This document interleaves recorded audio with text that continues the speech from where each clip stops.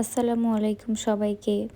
আজ আপনাদের সাথে এই মজার বিরিয়ানির রেসিপিটা শেয়ার করব। তো চলেন শুরু করি। প্রথমেই তেলটা একটু গরম হয়ে গেলে তারপরে পেঁয়াজ, একটু দারুচিনি আর এলাচ দিয়ে ভেজে নেব। তারপরে পেঁয়াজের কালারটা যখন এরকম বাদামি রঙের হয়ে আসবে তখন একটু পানি দিয়ে নাড়াচাড়া দেব। তারপরে হচ্ছে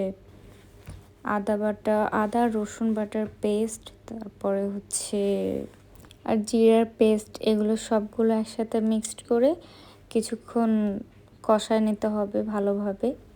সব রান্নার মূল মজাই আসে এই কষানোর থেকে। কষানোটা যতটা ভালো হয় রান্না খেতেও ওরকম মজাই লাগে তখন।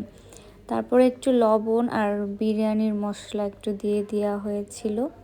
আসলে রান্নাটা আমার শাশুড়ি করেছিল। এরপরে ভালোভাবে মশলাগুলো কষানোর পরে যখন তেল উঠে আসবে তখন মাংসগুলো সুন্দরভাবে দিয়ে দিয়েছিলাম।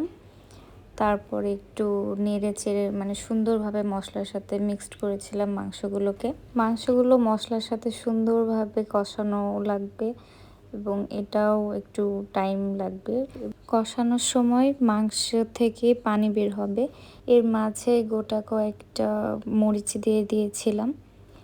আর কষানোর সময় যে পানিটা বের হয়েছিল এটা শুকানোর পরে আবার গরম পানি অ্যাড করেছিলাম। আর এর মধ্যে মাংসটা সুন্দর সিদ্ধ হয়ে যায় এবং অন্য চুলাতে আবার পোলাওয়ের চাল ভেজে নেওয়া হচ্ছিল।